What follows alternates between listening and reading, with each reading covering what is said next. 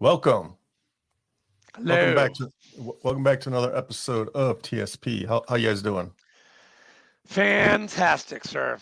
All right. Before we get Good. on to Buzz, I'd like to thank our Patreon members and everybody that supports us because, as you know, all the money that is generated from this podcast, cookbook sales, goes to the nonprofit Minutes Wisely, where we send veterans and first responders and Gold Star families to sporting events. And it's been a pretty successful year this year for our first year. We've had two guys go to the Chicago Cubs home opener back in the spring.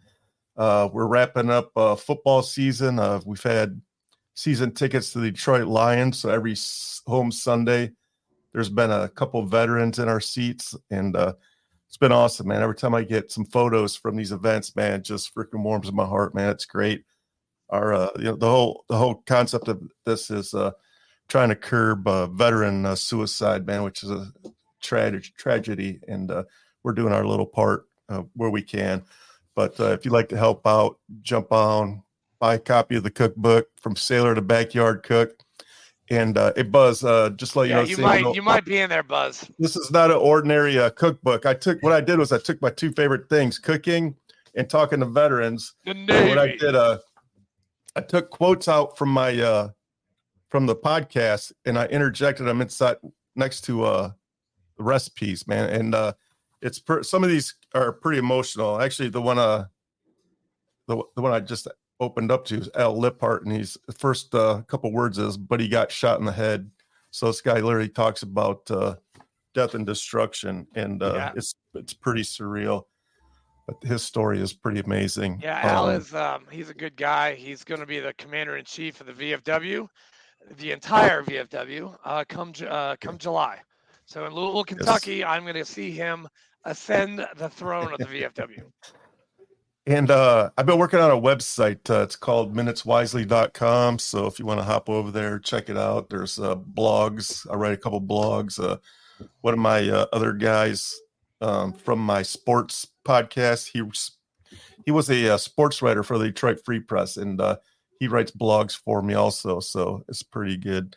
And all the funds from that podcast also goes to help supporting the nonprofit. So get out there and get the Minutes Wisely. Man, I'm going to get like a half season of tickets for the Preds, even though they're not doing so well. I will, when I get back from vacation, I will have tickets for the Preds. Hell yeah. Me and a veteran or whatever, we can go and we can go to the Preds, even though they're not as good as the Bruins, and they're definitely not as good as the Flyers, but they try really hard.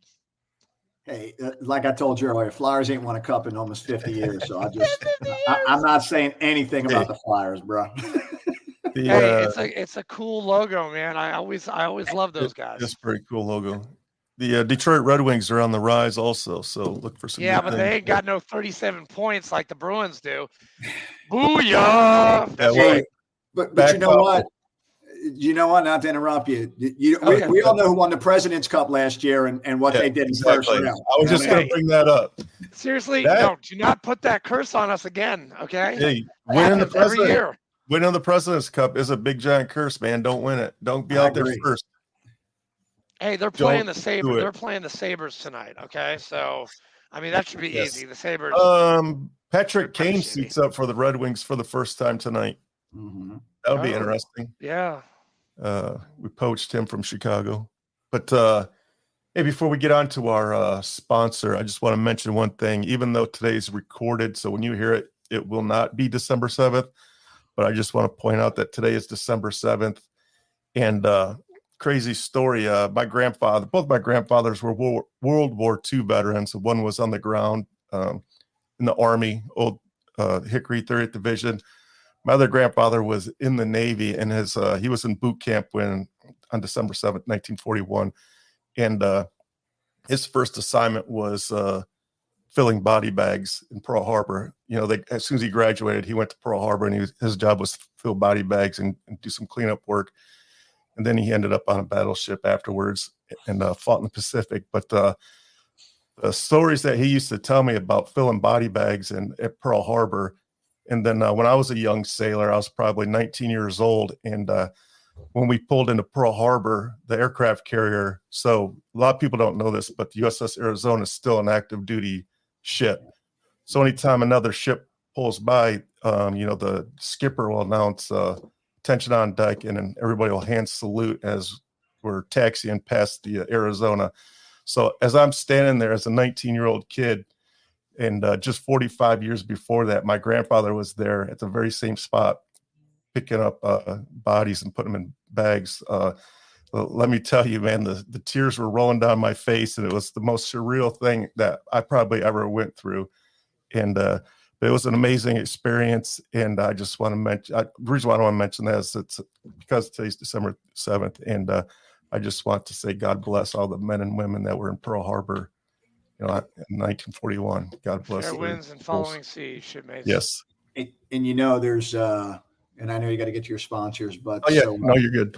I've had the pleasure, since I've been down here in Florida working, where I'm at the VA in West Palm, of meeting a lot of more seasoned World War II veterans. And so I have the pleasure of knowing a 102-year-old Pearl Harbor survivor who is actually who is at Pearl Harbor today, celebrating the anniversary. And when I tell you this is an amazing, amazing man, he chokes me up when I listen to him speak vividly about his memories of being at Pearl Harbor on that, December 7th, 1941, and what he saw, what he did, like you said, recovering bodies and things like that. And he is just an incredible human being that is truly a human treasure. I mean, I don't know how many Pearl Harbor survivors we have left. I can't imagine that, I think that the commemorative has a website that has like an unofficial tally. And I think there's like 28 or 29 of them left. So can't be many. Just amazing. I mean, and like I said, you can't help, guys like us or guys who have our backgrounds, whether it's Navy or Marine Corps or whatever,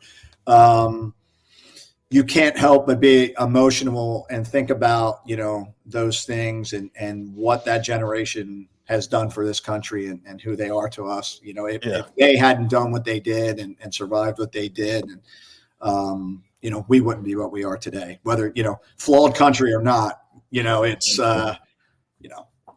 owe it to them. And unfortunately, there's not a lot left. And you guys bring up a good point. I actually read a Facebook post of one of our past state commanders for the VFW. He was going by and the flags were still at full mast. And today, all flags are supposed to be at half mast until sunset. Yes. And it's just, I think a lot of this country has forgotten history. Yeah. And I don't know what they're teaching in school these days. But he was very upset, and he made it known to the entire state that he was very pissed off. And that makes me mad too, because the state knew, because I got an email this morning reminded me that to put my flag at half mast, and I did that at work. But so it was a super surreal day when I taxied by. But I was on an aircraft carrier at the time. It was the newest. Which one? Carl Vinson. What aircraft carrier were you on? Carl Vinson. Yeah. Carl Vinson? Yes, sir. Back then it was in 1985, and it was a brand new ship. It was only like 2 years old.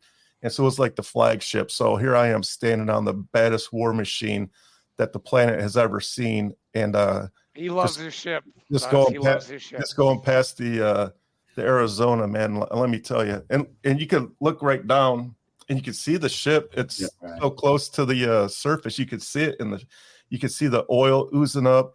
And just knowing that there's, how many ever men that are still in that ship at the bottom of the bay, man, I tell you what, 5,000 men on the carrier, and I don't think there was one dry eye on the entire ship that day.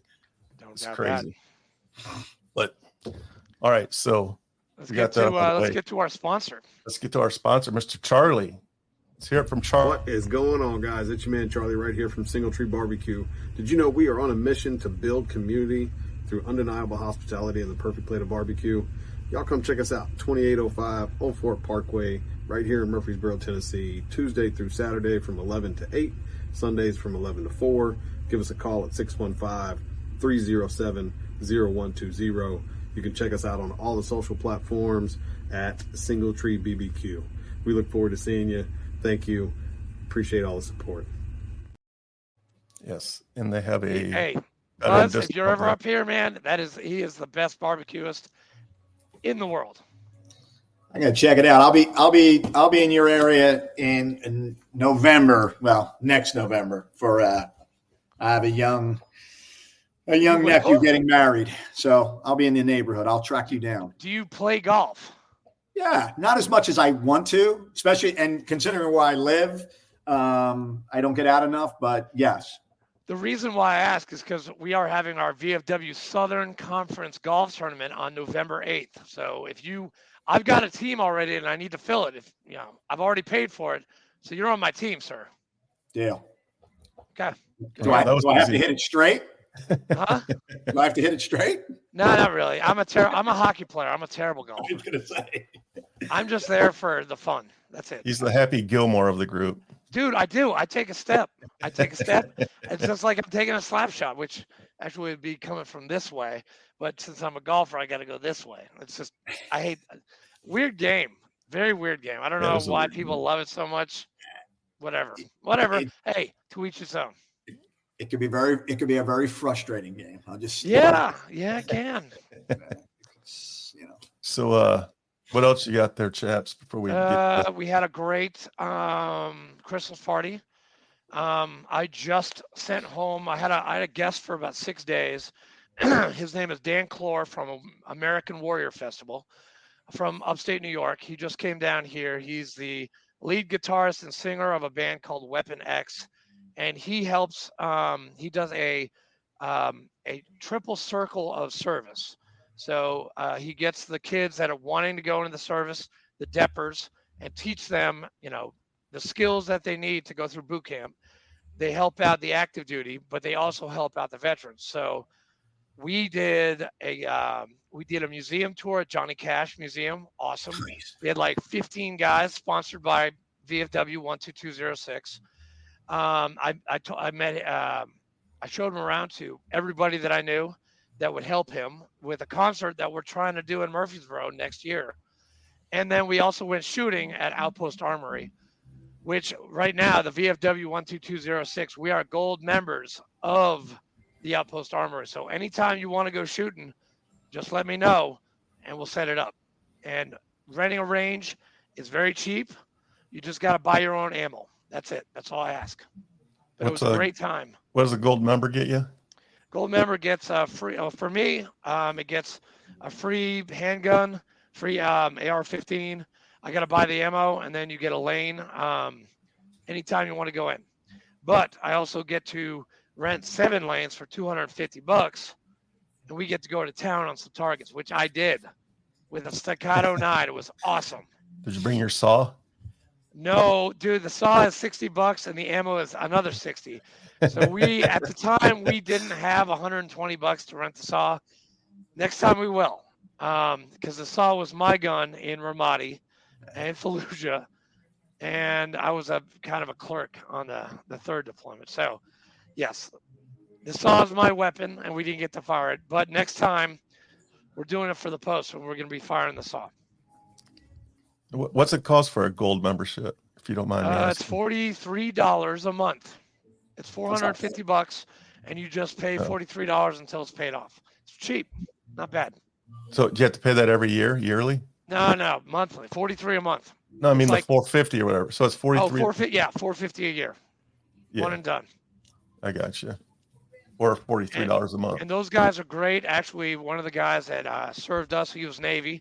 He was security forces, or SP. What do you guys call? Is it SP? Shore Patrol, SP, yeah. Well, yeah, that's Shore Patrol. I mean, unless it's changed now. I mean, yeah, that's what I thought it was. Yeah. Okay. I mean, I think they're. I mean, are they still MAs? I don't know. I mean. Oh yeah, they're definitely. That's MAs. true. Yeah, they're MAs now. I don't.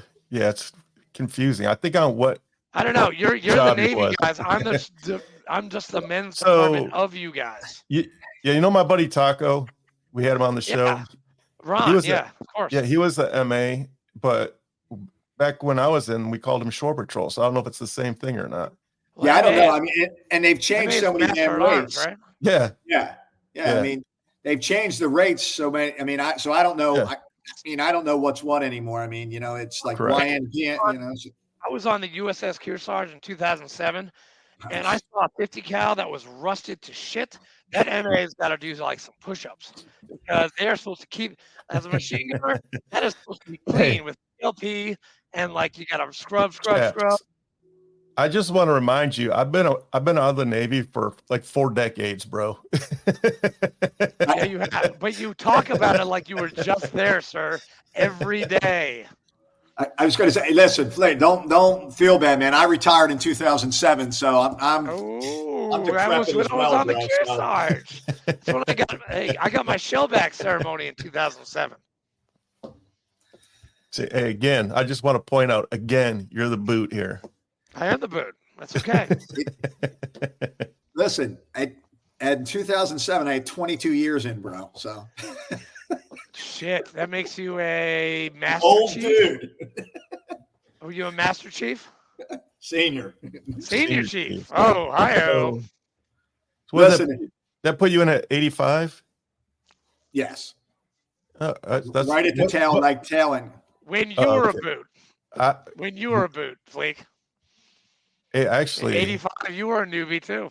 I was. I went in January 28th, 1985.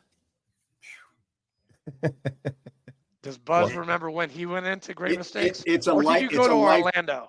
It's like I went to Great Lakes. Yeah. And it was cold as shit because I was there in January, bro. Let me tell you. And you finish boot camp and you're thinking, all right, I'm done with this shit. And then you go to core school. So you guys must have just missed each other, man. Yeah, were you there? Were you there in January of 85? Yeah. I think like January 23rd of 85 was my ship day. That is fucking weird.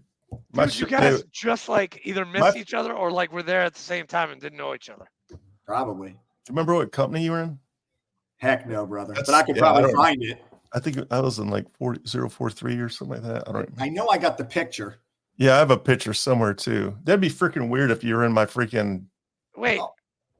I got to ask a question. Fleek, why do you look like Santa Claus? And like Buzz, he kind of looks like a young. Because he dyes his hair. And I just grow old gracefully. Fleek, I'm just kidding. There is no Grecian formula in this, bro. I don't. He's got all his hair. Hey, at least he's got all his hair. Like mine's gone.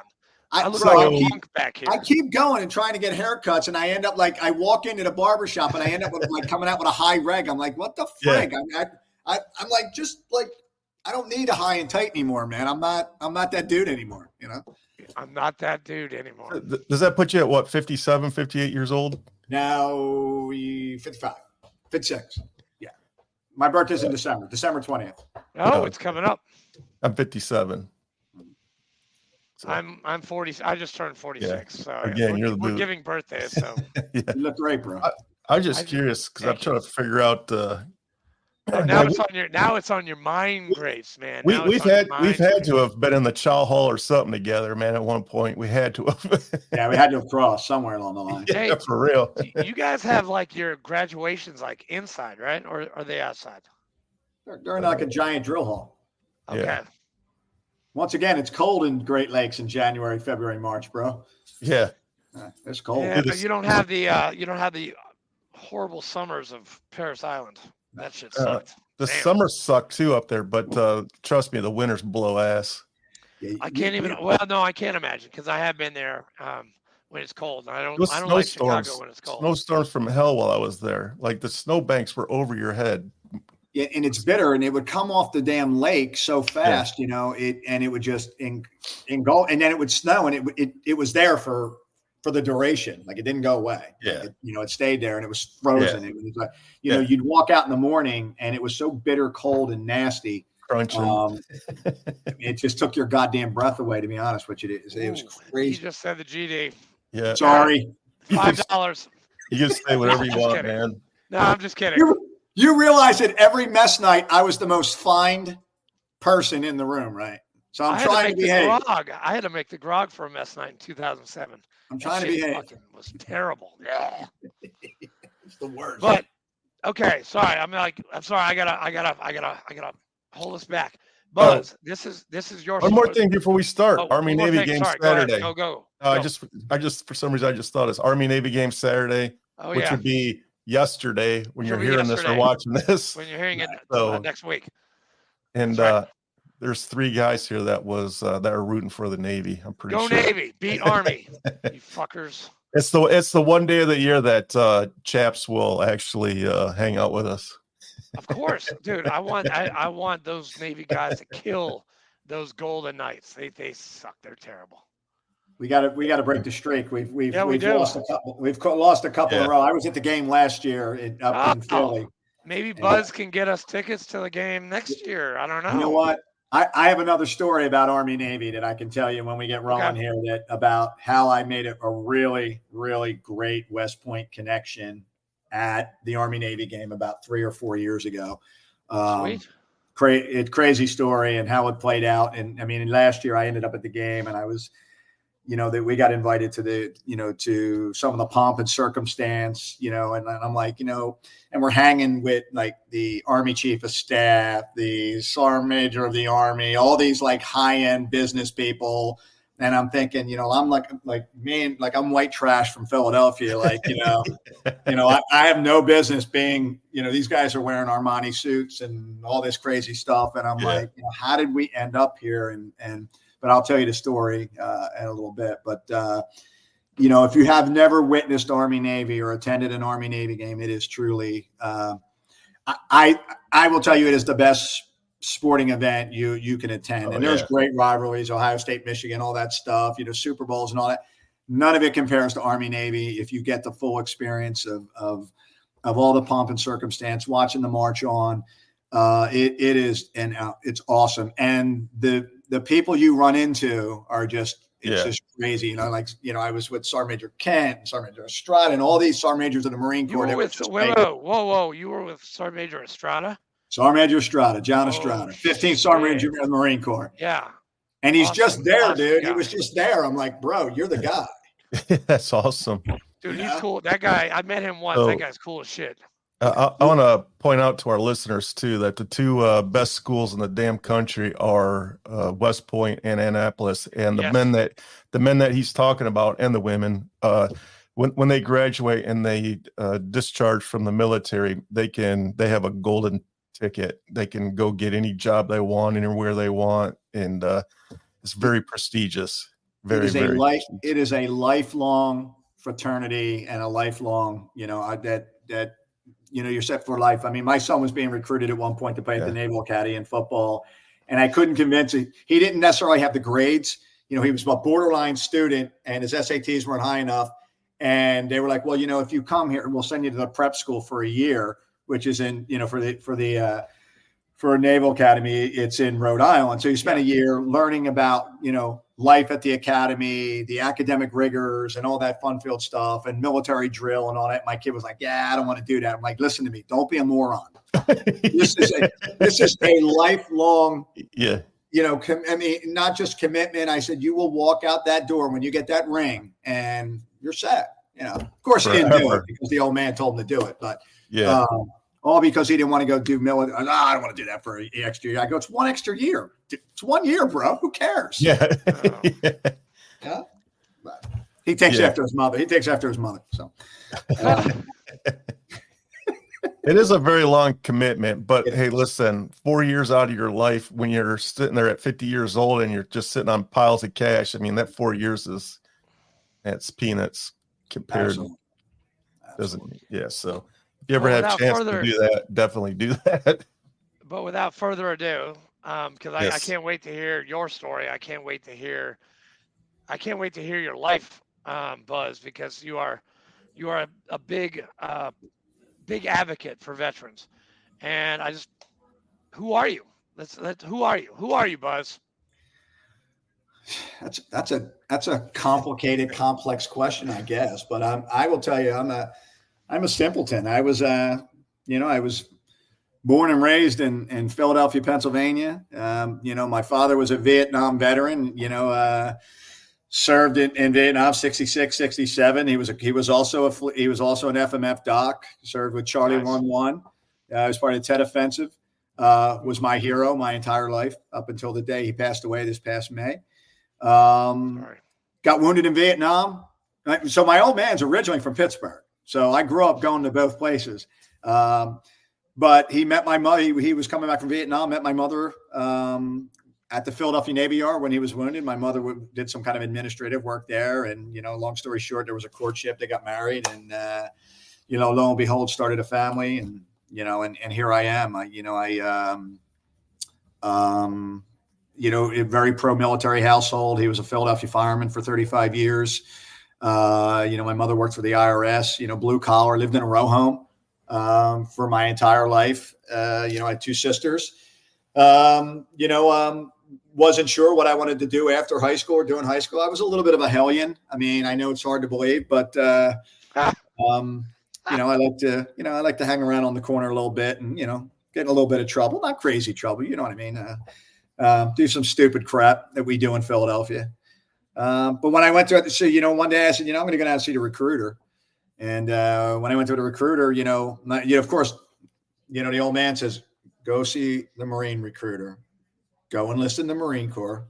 I said, all right, done. I'm going to do this. So I get down there, and in like Philly, it's like, they're all in these strip malls and it's kind of like, it's by seniority. It's Army, Marine Corps, Navy, Air Force. I guess the Coast Guard was there. I don't remember, but maybe they were. But, so you get there and it's like Gauntlet Road, like, they're all waiting for you. So I get there and I don't know what time it was in the day, 11:30, 12 o'clock. And, no Marine Corps recruiter. Whoever the staff sergeant was or the gunnery sergeant was, not there. So I'm like, all right, well, shit. Damn. So as I'm leaving, like I'm walking around, and as I'm leaving, there's this crusty old boatswain mate chief, man, with a Marlboro hanging, dangling out of his mouth. Typical. Like, hey, where you going, man? I'm like, I was here to see Staff Sergeant such and such, but he's not here. He says, well, come on over here and talk to me for a minute. And I knew right away I was making a mistake, and I say that at the time, but it played out the way I wanted it to.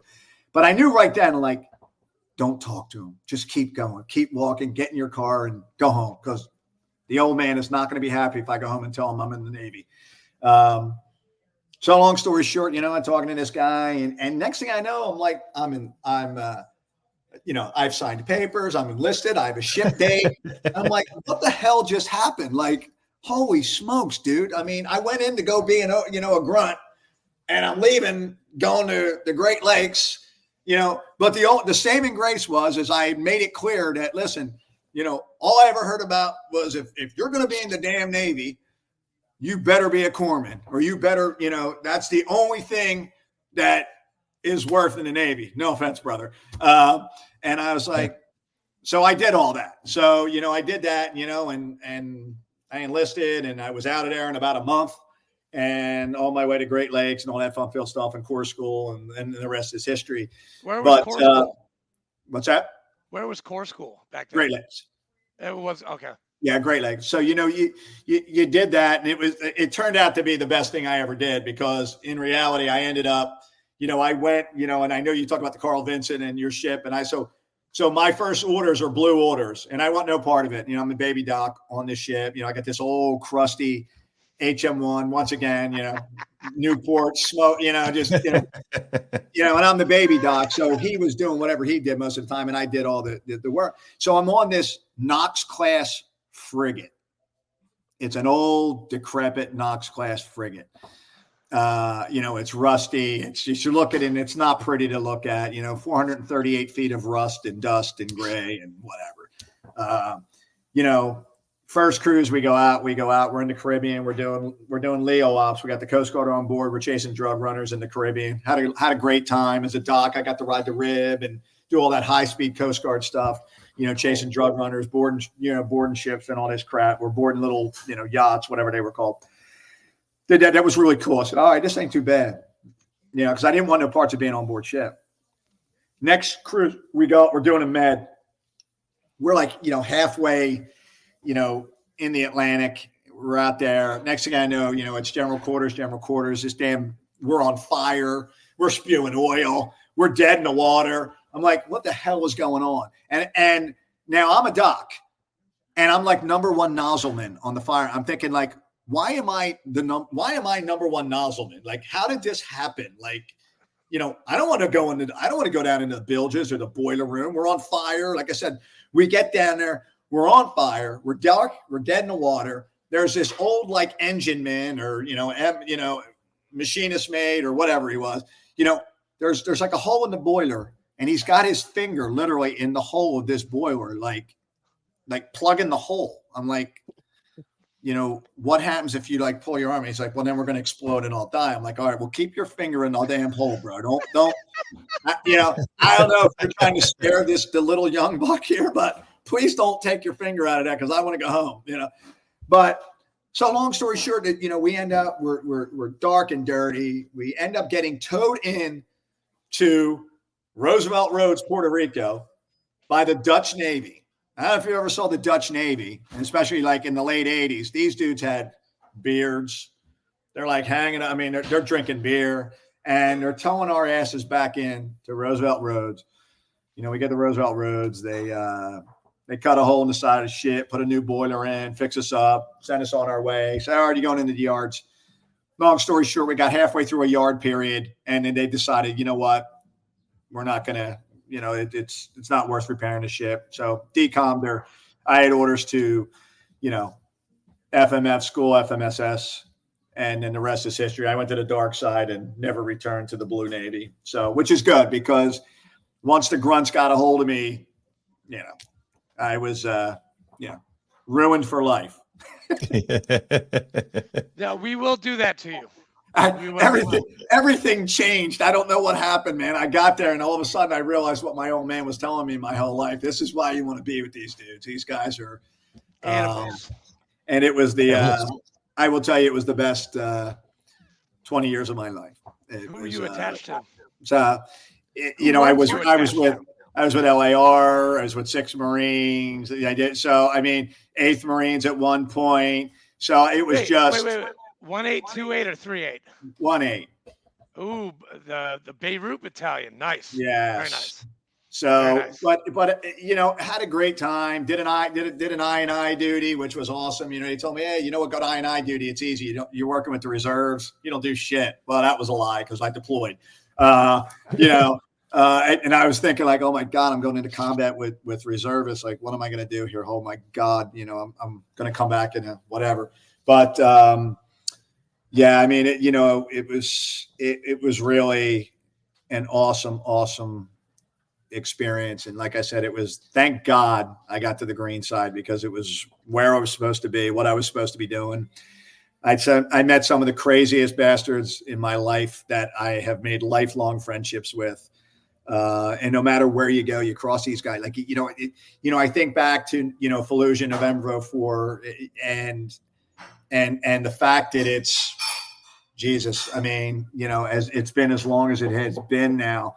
And I see these guys, or I talk to these guys reach out to me, and it's like it's like it was yesterday, and it's been 18, 19. It's crazy. It's like, the bond that you make, the friendships that you make are just incredible. It's just, it's true. I can't explain it to people. And it's all shenanigans, and it's all silliness. And you think back to what you were doing, and you think, my God, what the hell were we doing? Why did we do that? Why? Yeah. Like, what was the thought process in that? But then again, and I think to myself, like, I was a doc, and I was right there with them, doing it with them, actually encouraging them. Yeah, go do that. This is a good idea. It's not a good idea. It's stupid. Buzz, my docs were just like that. They did everything we did. Bad, good, in the middle, whatever. You guys, I love my corpsmen. I love them. It was, and one of the things, I always loved to, like, I was like, all right, well, and once again, like, the craziness in my mind was like, well, if I'm going to be attached to these bastards, I gotta be Marine Corps regs. I gotta be this and that. I can't mess around with this shit. I'm going to PT right with them. I'm going to beat half their asses if I have to. And it just, it was awesome. And now, since you were attached to green, like the green side, Mhm. like our docs, did you have to wear? You wore a Marine Corps like khaki shirt, green pants, with your Navy insignias, right? Yeah, I wore all the Mercury uniforms except for the blues. I mean, I wore Alphas, I wore Charlies, I wore all them. I mean, to me, it was the right decision to make at the time. And as I got older and I pinned all my khakis and I made chief, it was like I never wore khakis because I was always on the green side.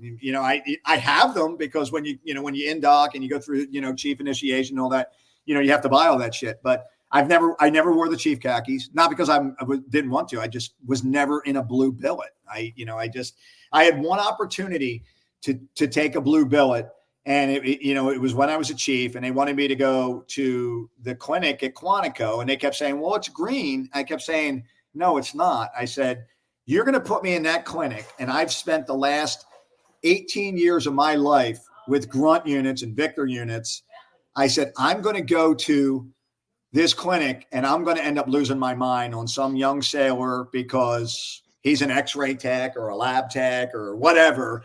And I'm like, no way, fatty. That ain't how we operate here. I don't know who your chief was before I got here, but I'm going to tell you right now, this guy is going to kick your ass. I would have ended up in the brig, or my wife will tell. I would have ended up in NJP. So, which I got. I was. Yeah, I might have had one of them too. Which is, yeah. Hey, Chesty loves us. Absolutely. The guys who got NJP, get them out of the brig.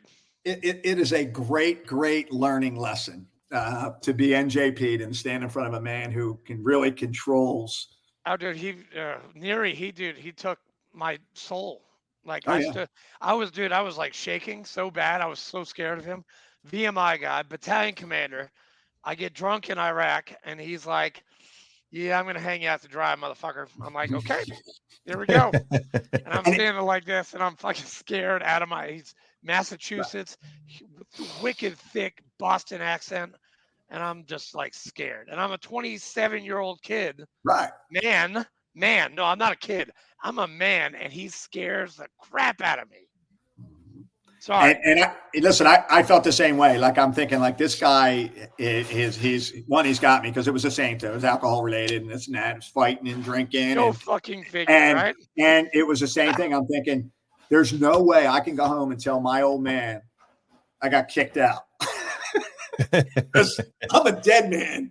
Yeah, I'm dead man walking if I have to tell that story. Did you get dropped down in rank? Yeah, of course. Rate and rank. Rate and rank. That's what you guys call it, right? In the Navy? Yeah. Half month's pay, 45, all that fun-filled stuff. Did you do the brig? 45. No brig. No brig? Yeah, me neither. No brig time. It's a little restriction. Little go down and behave yourself and I was on porta shitter. I was in Iraq. I was on porta shitter duty for like the next 5 months. I cleaned out every single porta shitter. I know, right? In Camp Fallujah.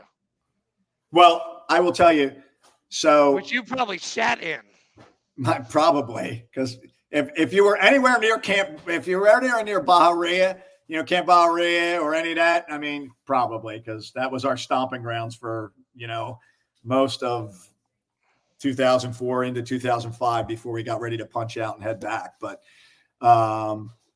speaking of getting drunk in Iraq, my mother-in-law was awesome. Oh, shit. She used to send me the clear bottles of water. Somehow she got vodka in that shit. I had Jack Daniels in Listerine. Yeah, I'm like, you open it and there would always be like a little note attached, like a joint. I'm thinking, what is she talking about? It's like flavored water. And you open it up, it wasn't flavored water. It was vodka, bro. I'm like, this is good shit right here. She's the best. But yeah, I don't know. Oh, good times. Good times. Too much fun, brother. But yeah, I don't know, man. I had a good time. But and then you made it to you said senior. You made it to senior chief. 22 years. That's a long time. That's a lot of time in the Navy. Yeah. I tell people it's the only big boy job I've ever had in my life. I mean, I know what I do now, and I work for the VA and have been for almost 17 years now. You know, when I lived in Florida, you said you work at the West Palm VA, correct? Mm-hmm. Yeah. I was that's where I used to go when I lived in Vero Beach. Yeah. I used to go to, that was my start. That was where I went to the VA, and I only went like once. Well, and if you were in Vero too, all the time. Vero to West Palm is about an hour and 15 minutes. It's a bit of a hump. I mean, so I went there once, and I always did the outpatient stuff. I never went to the big hospital. Yeah, it's and there's a CBOC up there in Vero now, but it's the CBOCs you have primary care and a little bit of other some groups and stuff like that, but for the most part it's just a little bit of an outpatient clinic. What do you do for the VA? So I am the director of community relations and community engagement. My role is to go out and to talk to guys and gals and about our services, what we do, why it's important to enroll, why it's important to engage, things like that. I work with the congressional liaisons. I work with the VSOs. I work with veteran-friendly businesses. Really, anybody who wants to hear me run my suck, bro. I need to hear a plug from you, because I was actually trying to get my guest enrolled into the VA. He was a Marine. He and I, he was in Ramadi when I was getting there, so he was leaving, and he is not enrolled into the VA. And I was telling him reasons why. So I'm going to take this time, and you are going to tell our listeners, if they are veterans, why they should enroll into the VA system. Please. I would tell you, my first question would be, why wouldn't you enroll, especially if you're a combat veteran? It's not a re-enlistment contract. You're not signing a contract. You enroll if you want to engage and utilize the system for certain things. That's great. And if you just want to come once a year and have a screening, get your labs drawn, they check, they give you a quick 1, 2, 3. Okay, you're good to go. Your labs are good to go. We'll see you next year. That's great too. But especially guys like us that were, in Fallujah, in Ramadi, in those areas, anywhere over there. I mean, Afghanistan, Iraq, especially with the PAC Act now, you're crazy not to come in. The PAC Act changes all your eligibilities. It changes everything. Whether you were eligible at one point or not eligible at one point, we have no idea the toxic exposures that we've been exposed to. I mean, between PACT, Compact Act, the Service Act, it's important to come. Just get evaluated. I mean, once again, and if you don't know how to do it, or if you're having a hard time doing it, if you're running into any issues with doing it, then I will tell you, I'll give you my cell phone number. I'll give you my email address. You call me and I'll get you in the door and I'll get you evaluated. It's not about, guys and gals will always, they like to tell me, oh, you know what? I'm good to go. I don't have any issues. There's so many guys who need it more than me. That's bullshit. Yep. There is plenty. The VA is a mega machine, dude. It is the largest healthcare system in the world. Are we perfect? Hell no, we're not perfect. But either is, Palm Beach General or St. Mary's or Buffet. They all have issues. Once you get past the bureaucratic bullshit and get in the door, the system will work for you. Find that guy or gal. And like a guy who actually knows what he's talking about. Just get past the bureaucracy. That's right. It took me 11 years. You might want to ask that question. I know what you're going to ask. Yeah. I was going to ask you, I need to get a hold of you after this because they turned me down. Yep. They said I make too much money. That's the thing, not to cut you off. Keep your thought. That's the thing. What a lot of guys, gals don't know who served, or people who don't, even like civilians that I work with who've never served. It's not everybody is eligible for VA healthcare, which to me is bullshit. To me, if you served, I don't care if you were a cook, a yeoman in the Navy, an administrator. It doesn't matter to me. I'm no different because I was lucky enough to deploy into combat and get blown up and shot at and all that bullshit. I mean, to me, if you served, like, 1% of our population does, you certainly deserve the right to receive these benefits. So yeah, you can call me. I will. Yeah, Fleek needs to call you and talk to you about that because the eligibility and the eligibility is stringent. Like I said, I mean the enrollment eligibility, and I'm all backwards here. The book's like this big. It makes the Bible look like a small book, and it's got all these reasons why you can, why you can't. If you were this, you go to A. If it was A, you go to D. All that crap. Like, listen, the guy served, the gal served. Enroll them. I don't care how much money they make now or whatever. I said that to me should have nothing to do with it. I get it, but there's a will, there's a way. And if you're told you're ineligible, I'll tell you how to become eligible. Yeah. I think they told me that I made too much money. I'm like, yeah, they probably did, because there's an income threshold. Like if you live I live in Palm Beach County and are we going by Richard? Am I going by Andrew? You can call me Dick. You can call me Dick. Dick it is. Far. You can call me Chaps. You can call me Chaps if you want. Chaps, I like Chaps. You lived in. Yeah, you were just talking about. I said I live in Jupiter. So I live in Palm Beach County. Palm Beach County is it's an exclusive area. There's a lot of wealth in Palm Beach County. A lot of all that. Huge wealth. So and it goes by your zip code, Rick. So you could frickin'. If you live in 33458, which is where I live, or 33410, where the VA is, it's different income thresholds. But I will tell you, in Palm Beach County, if you're making $50,000 a year, which I think is what the income threshold is, you're living under the Juno Beach Pier. You can't survive here. And I don't know that you can survive that in a lot of places.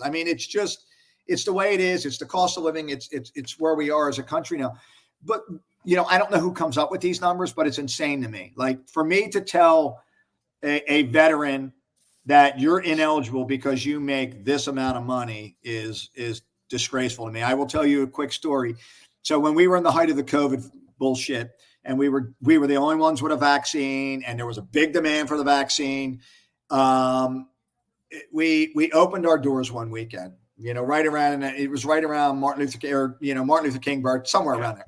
And we opened our door for a weekend, and we were inundated by thousands of veterans and people who wanted the vaccine because they were scared and whatever.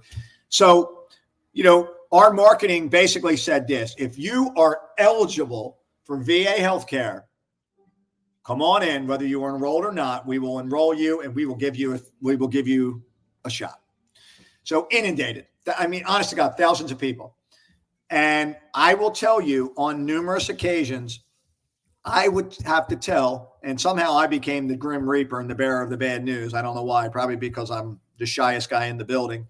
I would be the bearer of the bad news. I would be the one who would have to tell a World War II veteran who sat for 5 hours in our parking lot waiting for this shot that he was ineligible to receive the shot because he made too much money. And I can't tell you how bad I felt. I'm looking at this man. This man's like 93, 94 years old. And I have to tell him, your service didn't matter, because that's what he heard. He heard me say, because I told him he was ineligible, what you did in World War II didn't matter. Think about that. This poor man, he's crying. His wife is crying. And me, I'm thinking like a doc. I'm thinking, you know what? Go see one of the nurses, tell her to give you a syringe, and I'll give you the shot in your car. And, whatever. I'll take the heat because I broke the lot or I broke whatever. It was horrible. And I had to do that probably 100 times that weekend to tell guys and gals, hey, you're ineligible. Same thing, because of income. And I'm like, what the hell does that got to do? And by the time we got smart enough to say that shit don't matter, just give whoever wants it, the shot, right. It was too late. It was too late. And the damage was done. And then we wonder why there's certain stigmas with the VA. I told someone today, in the congressional, I said, listen, I said, here's one thing I promise you, I'll tell you. I said, I'm never going to lie to you. I'm never going to bullshit you. I'm going to tell you the truth. Now that probably gets me in trouble with the director, but it is what it is. I would rather be Buzz the honest guy than Buzz the bullshitter. I don't want to tell you that some line of bullshit, because you know what? Veterans know better. Maybe we're not that smart, at least me, but we can read between the bullshit. We know bullshit. Oh yeah. I mean, bullshit is bullshit. So, right. But I would tell you, there are ways around the eligibility, and I probably shouldn't say that on a podcast, but the truth of the matter is there are ways to get enrolled, and you owe it to yourself. You owe it to your family. Bangladesh is going to hear that and be like, "Oop, I'm gonna tell the director on you." What pisses me off, like on social media, there'll be like advertisements. If you're getting declined from the VA, call us for $400. We'll get you in. I'm like, what the fuck? Don't listen to the fucking sea lawyers. Pardon my language. Don't listen to them. You know what? I used to do veterans court for our veterans in Pittsburgh, and as well as down here. And there would always be these shysters outside the courtroom, And I'm thinking, who are you? Why are you here? Are you telling these guys and gals, yeah, I'll get you, don't worry, I take good care of you, that you get 20% of whatever when it's done? I tell my guys, listen, stay the hell away from these cats. Stay away from the sea lawyers. I said, it'll work, or come to me, or let me help you. Let me fight for you. Yeah, that's exactly what it was too, because they wanted like $400 up front and then a percentage of whatever the VA gives you. I'm like, what the fuck? So they fight for you and they do whatever they do and they follow your claims and they tell you what to write, and then all of a sudden okay, yeah, you're right. You get Service Connect and they tell you, okay, we're going to backdate it and we're going to send you a check for $25,000 or whatever the back pay is. But yet, my man's going cha-ching because I get 20% of that. Yeah, exactly. I'm not giving you 20% of nothing, bro. You didn't do shit. Yeah. Hey, the VFW is working on that. You see it all over LinkedIn. Yeah. Claim Sharks and the Guard Act. They're trying to pass it, which is great. And it got really crazy too when with the Camp Lejeune water. Like, I can't tell you how many guys are calling me. They're like, "Hey, I'm seeing commercials. People are calling me." It's like, listen. Don't listen. Hang up. Don't give them shit.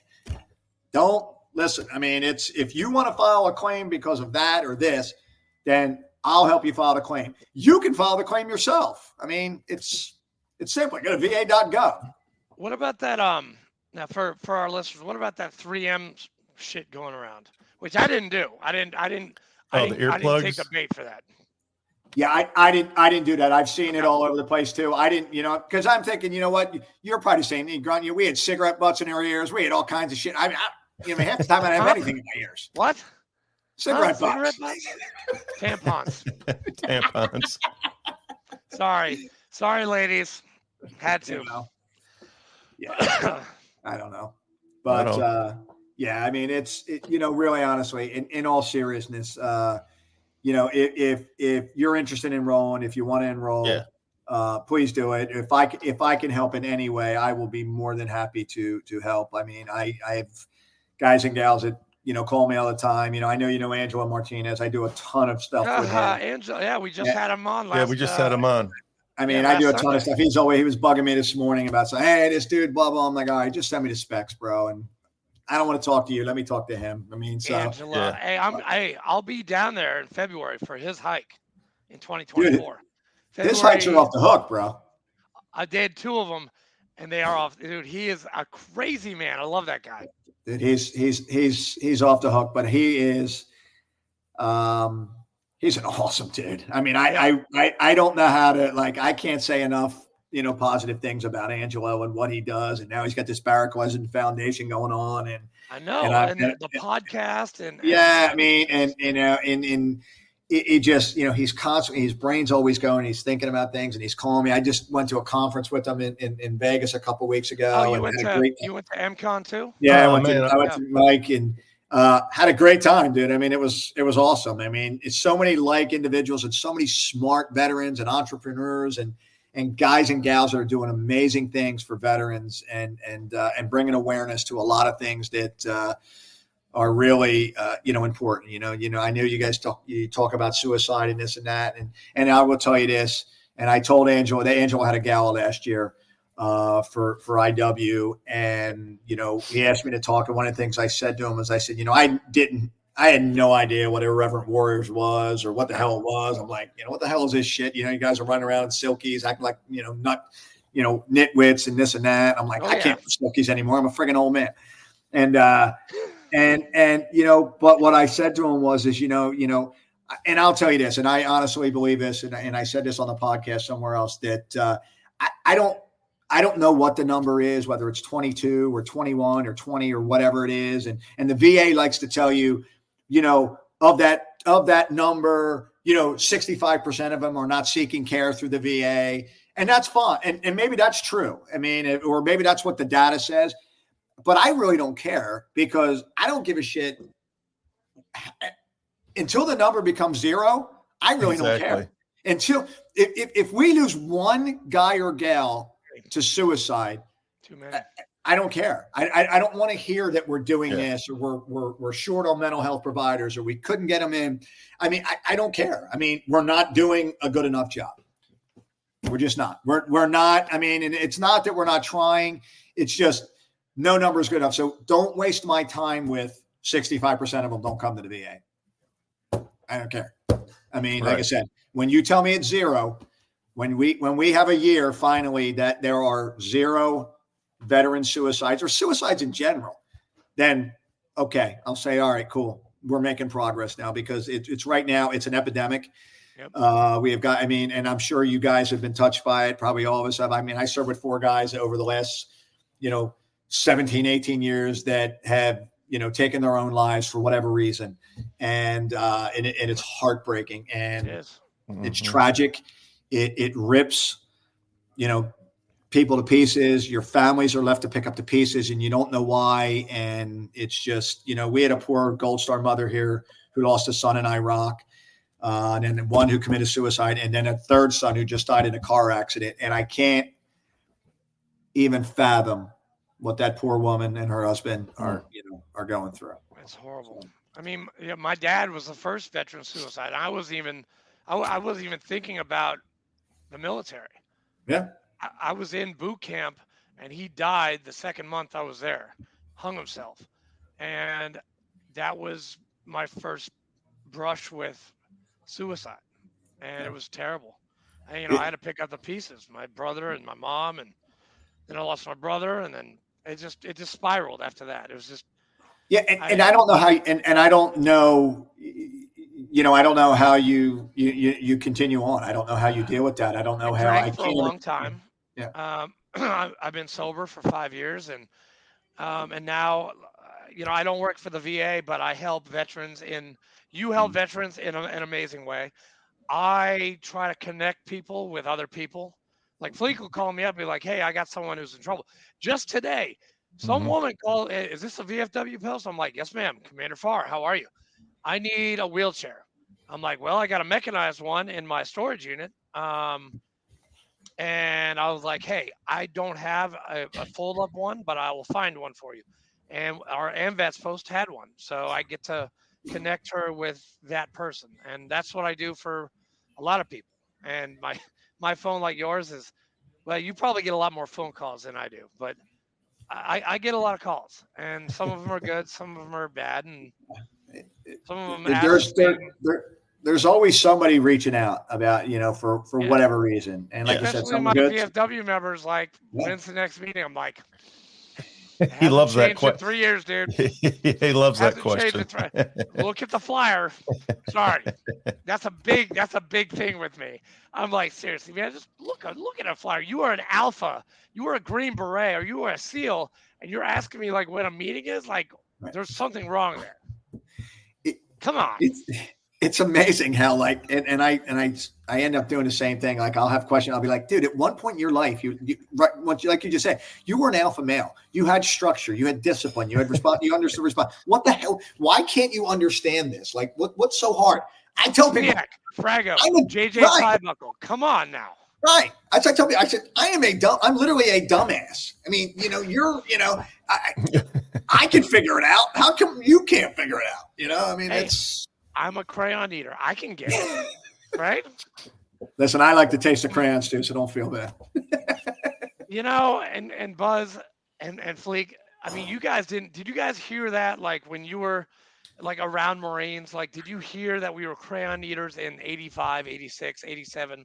I don't ever remember hearing that when I was on active duty. It all of a sudden just started happening. Like, I don't know where it came from. Spoken from the gods right there. Well, have you ever eaten a crayon?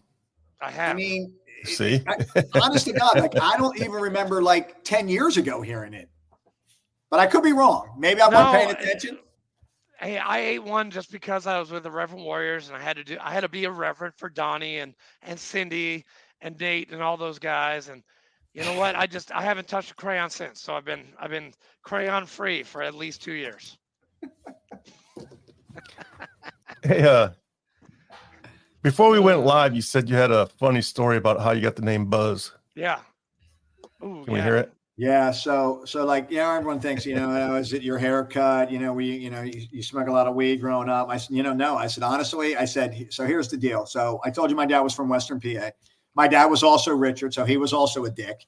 That's as the three of us all are. That's four dicks in one conversation. So if you, if you didn't know, yes, I go by Buzz, and thank God for my mother, but my name is Richard as well. So I'm a dick, and probably a lot of jarheads, probably a lot of them will say, yeah, Buzz is a dick. But anyway, as I was growing up, as I was a baby, so how the story goes real quick, is, my mother started calling me Buzz. She'd tell you, I was always fluttering around. I was always this and that. So she came up with this name called Buzz, because when she met my grandparents, like I said, my dad was Richard. When she met my grandparents, how it was going to be played out is my father was going to be Big Dick and I was going to be Little Dicky. And, and God bless my mother for changing the history of me. Because can't tell you how happy I am that I am not known as Little Dicky. Little Dick. Whether it's true or not. I couldn't take you seriously if your name was Little Dicky. No way. Yeah. Nope. I mean, Little Dicky Bryan. Here comes Little Dicky That's Bryan. got some heftiness to it. I would love to see what it was like spending 22 years as a devil doc with the name of Little Dicky. Devil dog. Think about that. I mean, I would have been doomed from the minute I checked in. Oh, okay. Come on in, Doc. We got a little something for you, bro. Hey, Doc, did you teach a lot of combat life-saving skills? Yes. Uh-huh. And thank God for that too. Like, especially when we were going to tour 2 and we were getting ready and, we were going, it ended up being Fallujah in 04.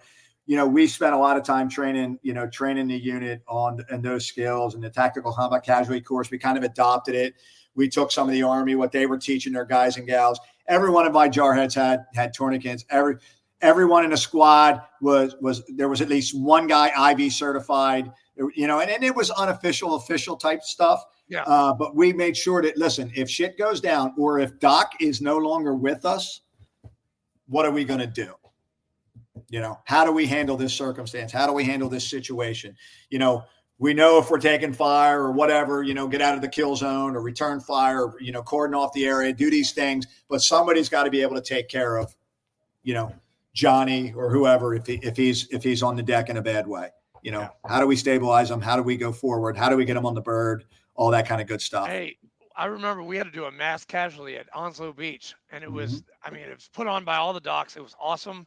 There was tourniquets, there was bandages, there was explosions everywhere. It was pretty cool. Yeah. You guys, like I said, I love my docs. You guys are. It's awesome. I mean, we say it's awesome now, but in reality, and the other thing, what we wanted is we wanted our guys, and I don't want to leave out the gals, but at the time I didn't serve with any gals. If this shit did hit the fan, were you going to be able, I wanted fight or flight. I wanted their training to take over. I didn't want them worried about whatever. It was just automatic. Hey, this guy's got this going on. I got to place a tourniquet. I got to do this. I got to punch a disc, whatever. So that's, how we worked them up. That's how we went. Chest wound. Yeah. What's the story with the quick clot? Is that shit good or bad? Oh God, my favorite. It works. It burns. It burns like hell.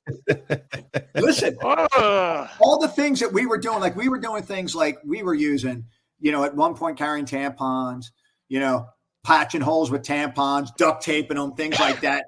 Never thinking like, holy shit, when they get back to the aid station or when they get back to Alpha Surgical or Bravo Surgical at Camp Fallujah, like, oh my God, these poor guys. Yeah, don't get me wrong, they're in a bad way, but you're going to rip 8 layers of skin off too with that duct tape. And really, you probably shouldn't have been using the tampons and everything. It didn't necessarily have a great effect, but the quick clot worked, but it burned the shit out. I mean, you knew it. When you hit it with them, they knew it. Damn. But it worked. But they don't even carry quick clot anymore, right? No. They got rid of that, right? Yeah. That's why I was wondering. I didn't know if it was bad or not. Was it just because it burned like hell, or was it like giving them cancer or some shit? Yeah, I don't remember what the effects were, but it came out. Initially it was like, hey, this is going to save lives, and it probably did. But I don't know what if it was a chemical composition or what was going on with it as to why because we were still carrying it when I left. What they replace it with if they don't use it anymore. Yeah, so I'm sure there's something that it was like, oh shit, this is toxic. And I don't know either. Because I was on the 22nd MU when you left, and where were you stationed when you got out of Navy service? My last tour duty was on an I&I staff because, like I said, once again, it was, hey, dude, go there, man. You're coming back from combat. It's good to go. It's easy. You're training reserves. Don't worry about it. Yeah, right away we deployed again, and then I retired. So, wow, yeah, you are at one point, bro. The damn reserves. And I say that because we're one team, one fight. And I believe that at the time I probably didn't. But when I got to work with them, I realized, holy shit, these guys are deploying as much as the active duty forces are deploying. And the challenge with that is, when we came back as active duty guys, we got back to Camp Lejeune, Camp Pendleton, Norfolk, wherever, that was your life. These dudes come back, they're freaking accountants. Like you just spent a year in Iraq or a year in Afghanistan, mobile patrol and foot patrol, doing all this crazy shit. And then you come back and 3 days later, you're John the accountant again, or you're John the plumber again. And it's like, the challenge of going back to normal life, that transition to being a civilian again, it ain't easy, man. I mean, guys like that were on the active duty side, man, it was different. These reservists, I was like, holy shit, I don't know how you do it. I don't know how you go from, like I said, you're driving down, MSR, Tampa or Phase Line Kathy or whatever, and your IDs and all this shit. And, or MSR Michigan, I'm thinking of all the places I was hit with IEDs. MSR Michigan. And then you're on, 95 or Route 30 or whatever. Yeah. And every piece of trash or every dead possum or raccoon, you're thinking, holy shit, is it going to detonate? It's crazy. I mean, and that was the thing that I really learned, and my respect for reservists. I got, I've never, the active duty, we used to be like, hey, freaking reservists. What do you guys do? You show up. Good job, reservists. Good job. But, hey, at least the cats that I was with, Hey, Buzz, can you talk about your book, which, by the way, I've read. Can you tell everyone about this amazing book that you guys wrote? So the Warrior Book of Virtues is which is a field manual for living your best life. And really how I got involved with Nick Bennis and Matt Bloom, who were both two Marines that I served with in Iraq. We fought through Fallujah together and did all that fun stuff. Really it was just a matter of saying, how do we put together our thoughts and talk about, utilizing virtues. How do we talk about what we were successful with, what led us to, some sort of success and in our lives, and how do we help guys and gals who may be challenged with whatever, and it was, we live in a world now where everything, everybody wants instant success, instant gratification. It's not necessarily about, hey, putting in the work or doing the hard work. It's just different. So we take a lot of those traits about, what we did, which doesn't necessarily mean that it will work for everybody or what, but hopefully if there's something in that book that you can take from and read and say, okay, well, you know what, I'm dealing with this or I'm dealing with that. And, maybe because this worked for Buzz, it'll work for me. I mean, and we talk about, discipline and prudence and temperance and, charity. And you know what? That, every single general known to man has had Marcus Aurelius's Meditations, and he was a Stoic. And your book covers the 4 main points of Stoicism: temperance, prudence, justice, courage. And you know what? It's been going around for 2,000 years. I think it works. I think it's been proven to work. So, and it was a project that I didn't want to do. I was like, and I'm like, not because I did, and I say not amazing. Because I didn't want to do it. It was just, I was like, I don't know if I have the time, I'm like, I got to, I'm working at the VA. I mean, I don't know. I've never written a book. I don't even know. And I told him, I said, Nick, I don't know if I can put a sentence together, let alone write a chapter on fortitude or temperance. Oh, he did. So, he did a good job. And you know what? And kind of tie in some of our live, life experiences and things like that, and use a 9-line and a situation report and things like that to help people. And it's weird because we really thought the book would be more towards, military guys and gals, 18 to 25-year-olds. And what we found is a lot of people that were older than that were purchasing the book and liked the book and were learning from the book and were reaching out to us that were having challenges with whatever, a divorce, losing their job, whatever the challenges we face in life, I told someone one time before I did a radio interview, I said, listen, if this book helps one person, then I'm cool with that. I mean, that's all that matters to me. I'm once again, because what worked for me doesn't necessarily is going to work for everybody. So, true. But it was well written. I mean, it was amazing. And thank you for the signed copy. I still have it. It's downstairs. I love it. Thank you. I appreciate that, man. I really do. Anytime, brother. I need to get me a copy of that. Yeah, I'll send you one. Tell me where to send it. You guys need to switch. Yeah. That's a great Give him idea. a cookbook and how about a nice cookbook with a cute little sailor on the cover? And his grandmother. I'll take it, brother. I'll take it. Yeah, send it my way, and I'll make sure I get your book. Yeah. As a matter of fact, I just sent you a friend request on Facebook, and tomorrow I'm going to follow it up with a message. I'm going to see about getting into the VA. Good. My wife's been on me about it too, so I need to just. I mean, in all seriousness, it's reach out to me. Let me know. I'll get you squared away. Yeah, just tell me what I got to do. You take your wife's advice, and I've been telling you. Yeah, everybody. As long as everybody's been. Yeah, everybody's been on me about it, but I gave up after they turned me down. I was like, "Fuck off." See, that's what they're looking for. And you know what? That's exactly the answer we hear. Fuck the VA. Out of VA, this, whatever. They, I don't need that shit. You may not, and that's the other thing I tell guys. You may not need it now. Yeah. But 15 years down the road, 10 years down the road, you may. Right. You were on board a naval vessel. There's asbestos. There's all kinds of shit on them ships. Trust me, bro. Same thing. Well, like I said, the guys and gals that have served, in Iraq, Afghanistan, and Syria, and all these other fun-filled places, we get to go on these exotic vacations for. There's bad shit. Horrible shit. I gotta tell you, I've drank out of Scuttlebutts that taste like fucking JP5, man. Right. Like it gets cross-contaminated somehow. Like, how is this tasting like frickin' JP5, man? Which is exactly why you need to do a toxic exposure screen. Which I love that smell, by the way. I'm sorry. I love JP5. I love that smell. Great. JP5, first thing in the morning with a little salt water in the air. It does bring back memories. That's for sure. You can't beat it. A little bit. Yeah, you can't beat it, brother. All right, so we're at like hour and 15, so I don't want to keep you too long, but I always save one question. So are you ready for it? I hope it's not a hard one, but yeah. It's not a hard one. It's not hard. What do you think the most important thing that civilians should know about veterans and their experiences? Boom. That is a hard question. Oh, shit. Man, come on, Philly, let's go. You got this, Chief.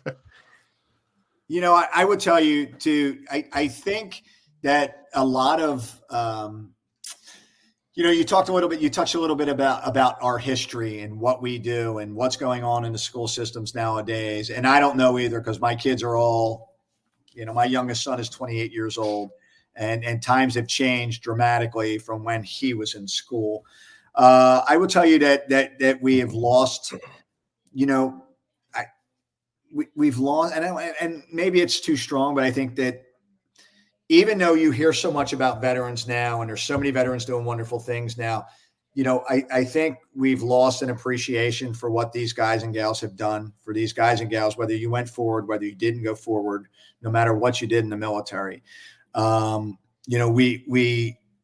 We have become a society of venom, of cruelty. No one, we lack kindness and compassion and empathy for people for whatever reason. And maybe that's not, I don't know if that's directly related to veterans, but I see that every day. I see that in the VA. I teach a 3-hour class every couple of weeks on customer service, how to be kind to each other, how to talk to each other, how to be respectful of each other. And to me, it's 3 hours long, 3 hours. And to me, I can tell you that and teach you that in 5 minutes, why you should be this way. But I just think we've become a society that has forgotten, like I said, how to work hard, how to be driven, how to be dedicated, how to be responsible for our actions. It's, doing the right thing is the right thing. Even whether you're being watched, whether you're not being watched, discipline is. That's what it is. Very nice. But I just think that we lack a lot of that. And I would hope that there would be some more compassion. You see, and I say it all the time, like, you hear, hey, thank you for your service. I appreciate your service. Mm-hmm. I don't always know how to respond to that other than to say, thank you. I appreciate that. Because I don't know. And I don't know that a lot of us served or did anything for any other reason than to just serve. Some of us have continued to serve and are continuing to be selfless. Guys like, you two are doing it. Like I said, the Angelo Martinez of the world. And there's so many of them out there on the planet that are doing so many awesome things and are continuing to selflessly serve each other, help each other out. Check on your brothers, check on your sisters. Not everybody's doing well. So, I would just say that, don't forget about these guys and gals, because they have given so much, and some, and their families as well. We always forget about families. We forget about mama at home. I think about, in my case, my wife put up with my shit for a long time, and I would come and go. And the common thing is she was always there. She ran the household. She took care of the kids. My boys are the way they are and have success that they do because of her, not because of me. Maybe I instilled some things in them, but she was the driving force. And it's a hard job to be a spouse. It's a hard job. It really is to be a mother and for these guys and gals. To watch your son or your daughter or a husband or a wife go forward, disappear for a year at a time, go to a bad place. It's not easy. So I try to remember all that. I don't know if that's what you're looking for, but yeah, definitely. I'm looking for whatever you got. So perfect. That was perfect, and I marked it because there's a good chance that's going to go in the next book that I'm writing. Oh, the next. I can't. So can I tell you my West Point story? Yes, definitely. Yes. So we talked a little bit about Army, Navy, and this and that, and it's this weekend, and it's in it's up in Foxborough. It's up in your lay of the land this year. I will tell you, they do it the best in Philly, though, and that's fine. And it won't be back for Philly for a couple of years. But my son and I went to the game, I guess 3-4 years ago. We went, and we were on. So when we left the stadium, and we were on the subway going back in the city. My son lives in the city, and it's nut to butt. You're packed into this damn subway. Everybody's on top of each other, and it's all Army, Navy guys and West Pointers and midshipmen and this and that. So we're standing on the L, and we're packed in tight. So there's this gentleman there, and he's an older gentleman, and he's clearly a West Point grad because he's got the big old ring in, and he's talking to his grandson who is aspiring to go to West Point, and another gentleman, and they're talking about what's called Founders Day. And Founders Day is what they do it annually, and they bring in a West Point grad, and they talk about service and their life and this and that. It's in a New York men's club in Midtown Manhattan. So they're talking, and the one guy is a younger guy, and like I said, and the other guy's older, and they're saying, oh, we have such and such coming for Founders Day. And the gentleman that I'm standing literally right next to is saying, well, we're trying to get this, and he's stumbling upon the name, that the Villanueva guy who plays for the Steelers. Oh, man. We're trying to get him to come, and he was West Point class of 2010. But we can't find him. We don't know how to get a hold of him.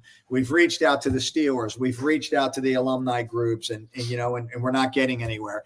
So my interest starts to peak, and my son's like elbowing me, like, you should say something. And the reason I say it is when I first retired, I worked at the VA in Pittsburgh. I worked in the healthcare system there for about 11 years.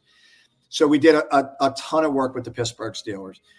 They are extremely veteran-centric, extremely veteran-friendly. They have a wonderful sports organization. Whether you like the Steelers or not, I cannot say enough good things about how they honor and care for our veterans, from the Rooneys on down to the lowest person. So long story short. The Steelers are playing his team here in a minute. I know. Yeah, well, that's right. So long story short, I say to him, I said, sir, listen, not to eavesdrop on your conversation, but we're not the butt here, but I can't help but hear you. Maybe I can help you with your issue.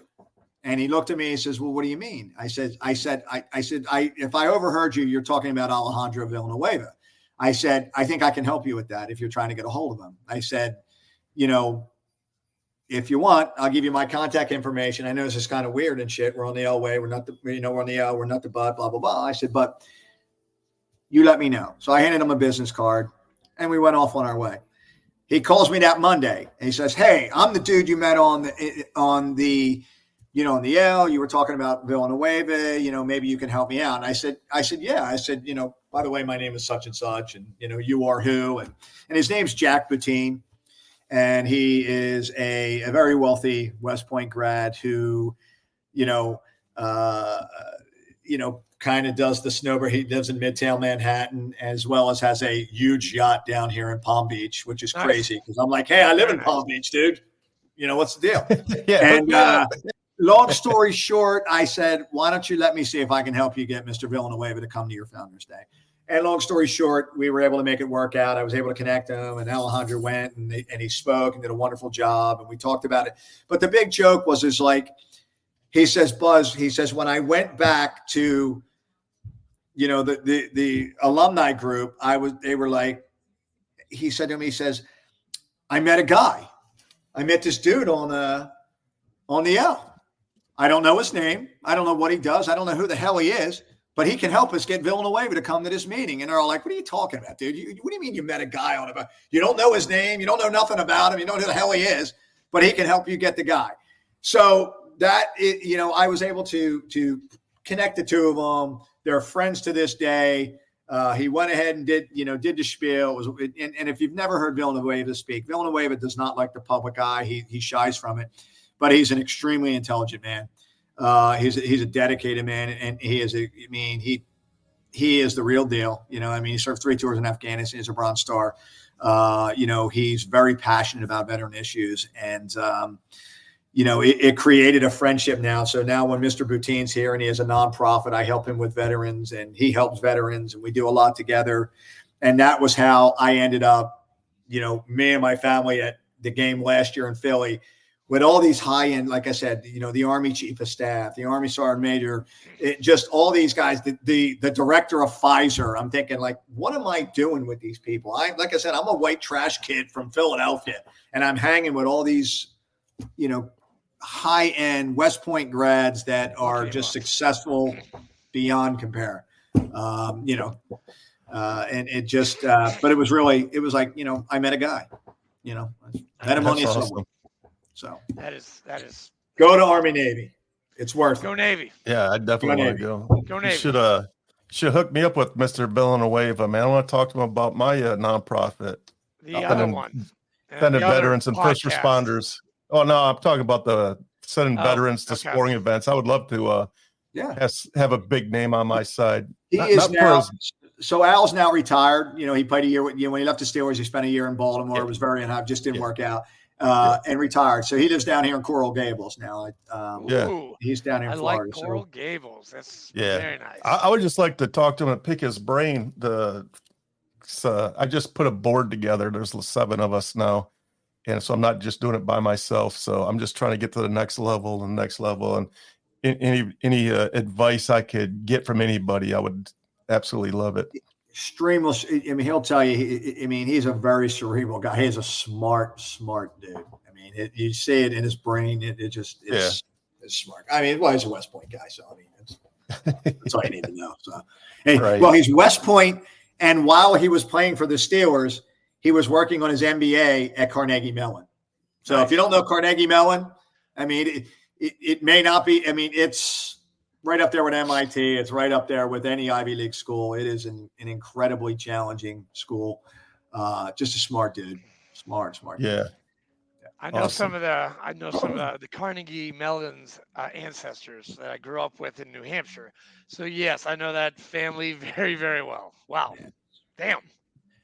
That's crazy, man. That's crazy. But yeah, I mean, listen, if I can't tell you enough. I'll help you out any way I can. I really will. I'll be reaching out in the next couple of days. Yeah, you're awesome, man. And Buzz, thank you from the bottom of my heart. Thank you for coming on. I'm sorry about yesterday. I had to do coldest nights and take care of homeless people in our town, and now I got to go take blood to Nashville and then go back and go to bed. So hopefully, pray this for guy's me, this guy is nonstop, man. Hey, I'm sorry. Okay, insane. I found a purpose. You know what? When you make obligations, you fulfill them. Hey, listen. I just want to point out something. It's almost 20 to 8 p.m. in the evening, and this man still has to go take blood and take it from Murfreesboro all the way downtown Nashville. About 45 minutes that way, 45 minutes this way. But dude, it takes almost 8 o'clock at night to unload 9 boxes, and then I'm out. And traffic should not be bad at all. It's still a commitment. I know. It's just they actually, if I don't do it, they yell at me. But that's a perfect example of selfless service. I mean, you do for others. I mean, do for others. I mean, it's and that's what life to me is really about. Like, it's just service. How can I help you? I mean, don't worry about me. How can I help you? Meanwhile, last night he held the fire watch at church, so homeless people could have a warm evening to sleep. Seriously, I got 2 hours of sleep. Those guys, I love them. I love all those guys, but they're up every hour. Like, I was watching Brooklyn Nine-Nine, and and watching these guys sleep in cots. They're going to the bathroom. Then I'm up at 3:30 in the morning making coffee, kicking them out at 7 o'clock in the morning, going down to Franklin to give a prayer for another event, and then come home, took a nap on this podcast. Now I got to do this. That's like a typical day for me, Buzz. Yeah. I'm like, but that's who you are, bro. I mean, and that's why you. I mean, it's. I mean, that's inspiring. I mean, people. You know who I'm trying to be like? I'm trying to be like Angelo. I'm trying to be like Angelo. Dude, that guy works harder than me. I don't know how Angelo does the shit he does, and he's in school to be a chiropractor, right? Yeah, he's in school. He's there 12 hours a day, then goes home, then does it again.